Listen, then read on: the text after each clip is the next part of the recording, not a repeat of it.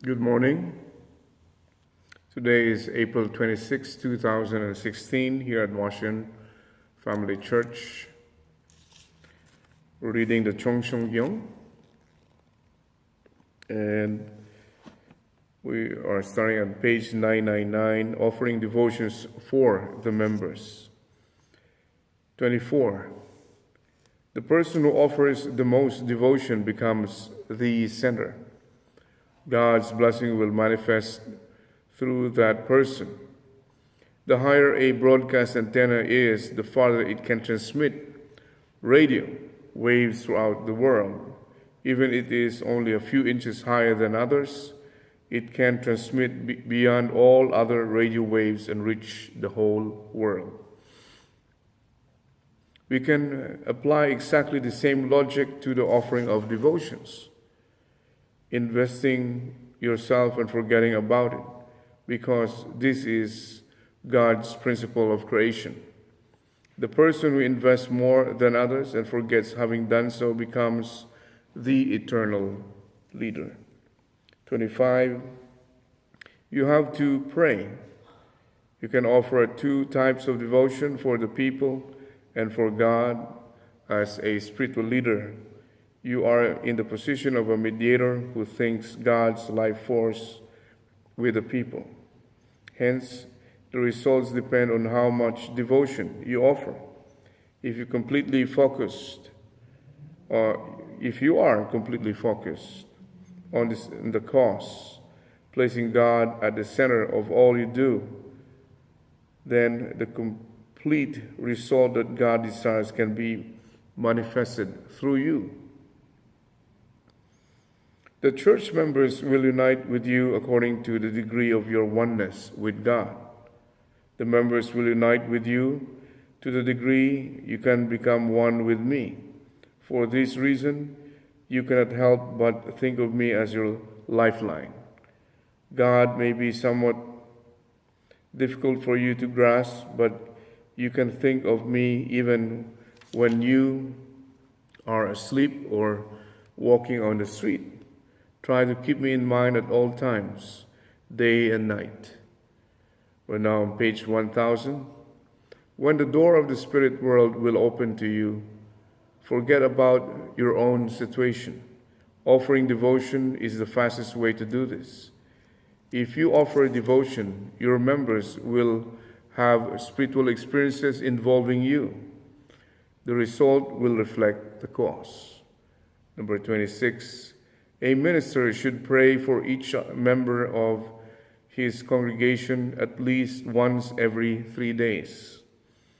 I spent nearly 3 years in Hoon prison, yet even in that situation there was not a moment from when I ate breakfast in the morning until I went to sleep at night that I was not praying for members.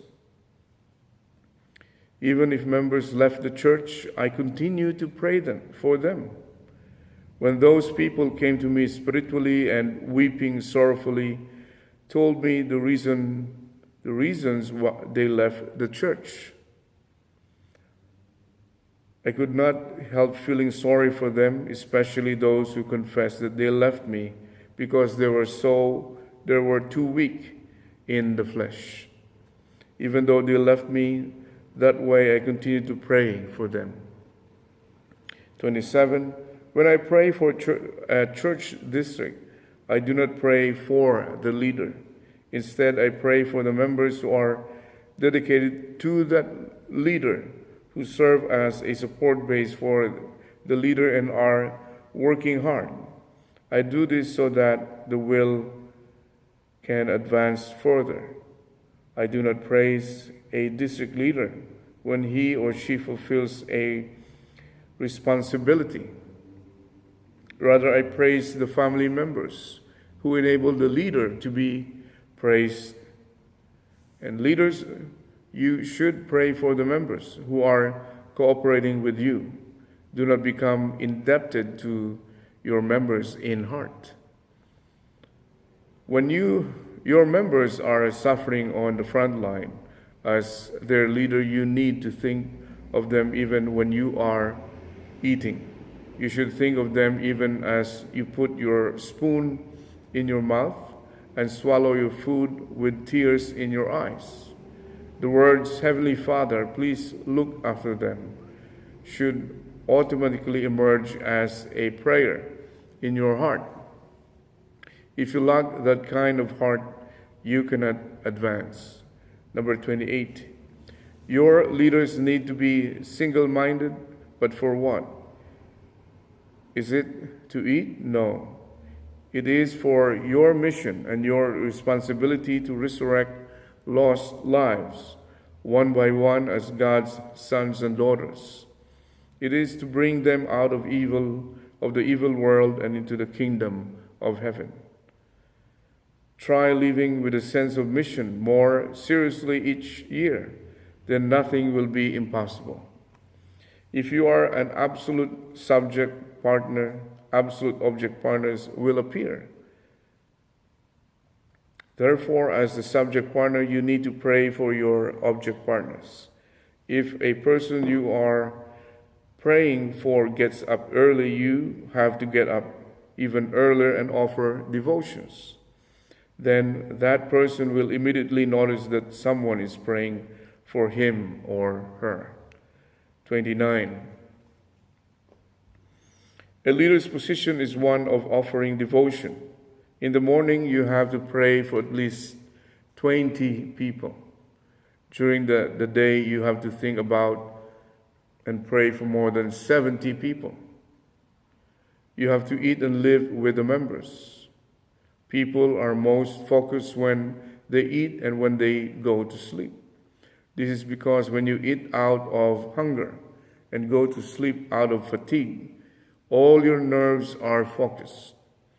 On the other hand, when you wake up, your nerves is in the state of relaxation and you are less focused. Thus, you should pray for the will with as much presence as when you eat and when you go to sleep. One prayer with such mindfulness is better than several prayers at other times of the day. Number 30, you leaders should always keep your members close to your heart, as though you were eating and sleeping with them. Then you will come to intuitively understand each person.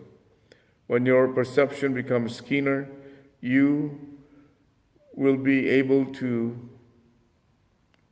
lead or read clearly both those who are near you and those who are far away.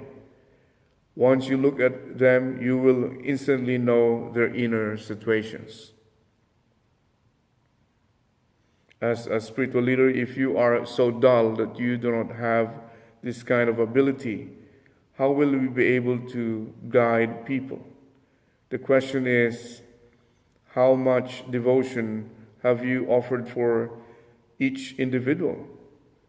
You need to understand that Jesus meant when he said, "For what will it profit them if they gain the whole world, but forfeit their life?" In Matthew chapter 16, verse 26. He meant that each human life is more precious than the whole universe, and he dropped the anchor of his heart in each person. When you arrive at the state of Jesus' heart, you will forget about the world and fight for each individual life on one-to-one basis. You will search the deep valleys for that life with its unparalleled value. Then you will finally recover the new life and gain a new member. Number 31. You need to know the greatness and power of prayer. You may think that you are just one person praying here on earth, but incredibly, your prayer can mobilize the spirit world in other dimensions, the limitless world, and establish bonds. Prayer acts like a magnet. When you become a leader in the future, your prayer can be so powerful that if you pray 24 hours a day for the members with unshakable belief that your prayer will work, you will see it happen. Prayer really has that kind of power. That is why Jesus is quoted in the Bible as saying, "For where two or three are gathered in my name, I am there among them," in Matthew 18, verse 20. Hence, if three people join together in prayer, they have great power. Section 4, giving sermons that move hearts. Number 1, as a leader, you must not avoid difficult situations. Rather, you should overcome any situation. If you cannot proactively master your environment, how can you accomplish God's or heaven's will? We're now on page 1002. God's strategy is to have you go through trials, even to send you to prison, in order to raise you to stand so firmly that no one can bring you down. If you have experienced this in the past, thinking about your previous misery will enable you to endure present suffering and go forward. In Hungnam labor camp, every year I was given an award as an exemplary worker. God had me go through the course in order to train me. With that in mind, I am now training you. When suffering children ask for something from their parents who cannot provide it, how miserable those parents must be. Thinking of God in that position, I have endured a course of pain and suffering. Therefore, I can handle any situation. Suffering without any purpose have no value, but doing for God's will is more precious than any amount of gold. This is my asset. That is why I never prepare my sermons. I have only to speak the truth from my own life experiences, and people cannot help but be moved. We have a subtopic here, one's heart when preparing a sermon. Number 2, as a leader, when you go out to witness, you should feel as though your flesh and bones are melting away. Then you go to the pulpit and give a sermon with a prayerful heart, thinking, "Father, I'm so unworthy and inadequate. Nevertheless, you have to rely on me to do this. I'm so sorry." Do not be centered on yourself. Consider that you are a member of God's special task force, dispatched with God's official endorsement to represent true fathers or true parents and heaven and earth. Before giving a sermon, I spend more time praying for the members than for the sermon. I pray, "Father, I must lead these people and raise them up. What should I do? Should I go this way or that way?" Offering that devotion, I give a sermon as my heart leads me. If the heart is absent, there can be no life. The way through the valley of the heart is painful and miserable. Thus, when looking for a teacher, do not seek a teacher of knowledge. Rather, seek a teacher of the heart. The more you dig into the valley of the heart, and the more you will find tears, and less you will find yourself. The closer you get to your final destination, the larger God's will and purpose will become, and the smaller you will become. As long as you are becoming smaller and the will is becoming larger, all problems can be resolved. Number 3, you can call yourself a high priest only when you go through a process to become a sacrificial offering with the heart of a parent and the body of a servant. To become a high priest, you need to have a child who is willing to become a sacrifice. If you do not have a child from your own direct lineage that will do that, you should at least have a spiritual child. The worship service is the time to make offerings. It is when you report to God about your past and make atonement.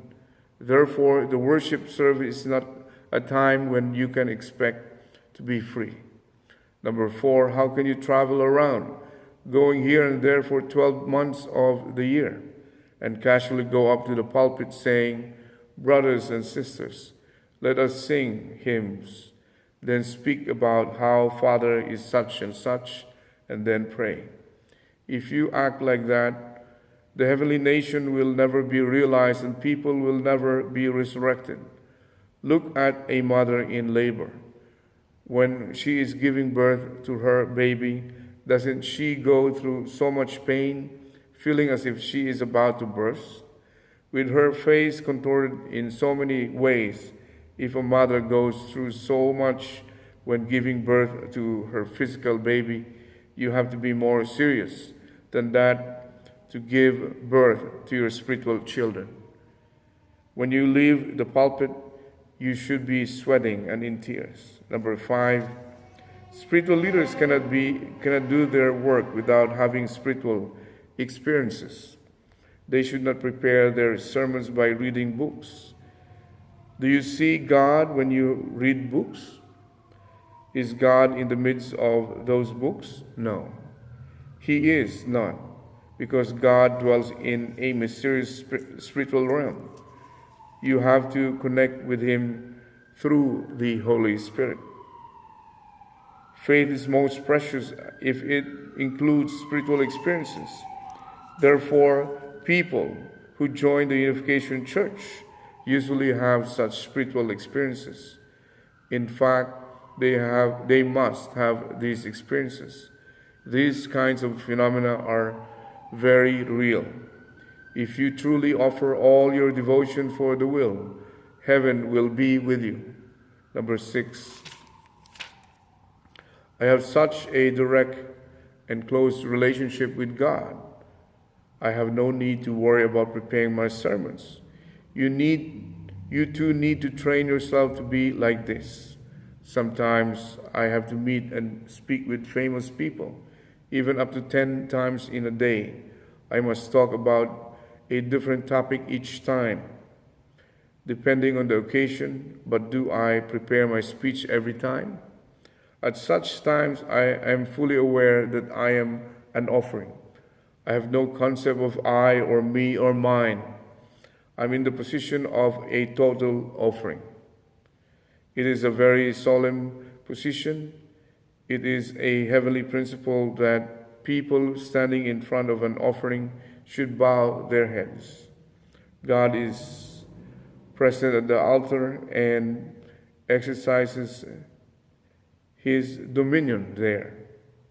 You should think, before this altar today, I offer all my heartfelt passion, all my strength, and all my effort. Then you open your mouth and speak with greater sincerity than ever before in your life. When you do, God will help you. An offering is made from a serious position. Do not think lightly about the sermon you are going to give on Sunday. Do not just say, "Where in the Bible shall I read from? What hymns shall we sing?" Bring out hymns. Bring out the holy songs. Base your sermon on your knowledge of people. Use real-life experiences and relate them to comparable passages in the Bible. Give an interesting sermon that compares personal experiences with the content of the Bible. Then listeners will be captivated. Since your sermon relates to them, they will like it. Do not attempt to prepare your sermon by reading books. Even books come from people. People themselves are the originators of books. Number 8, our memory continues to linger in my heart. When I was being taken to a labor camp in Hungnam, I had to trudge along a stream through a valley chained to thieves. That memory is still so vivid. I cannot forget the time when we walked along the winding path in the valley. It left a strong impression on me. Those steps were heading toward a different world. I really wondered, in the future, what path will I have to walk each day? After serving my time in prison, what will I need to do? What should I do during my prison life? it was going to be difficult, but I was ready to go there. Actually, that time was a good opportunity to come to a new realization about myself. That is why this memory stays with me. We have a few seconds left before my Android phone is going out. Please read on. Tomorrow we'll be reading a sermon reflecting your devotion. And my name again is Athanasius Francis C.Catalan. I'm reading for you in Washington Family Church. Please visit our website, www.familyfed.org. And good luck and success. Have a great and wonderful day or night when you watch this. Bye-bye.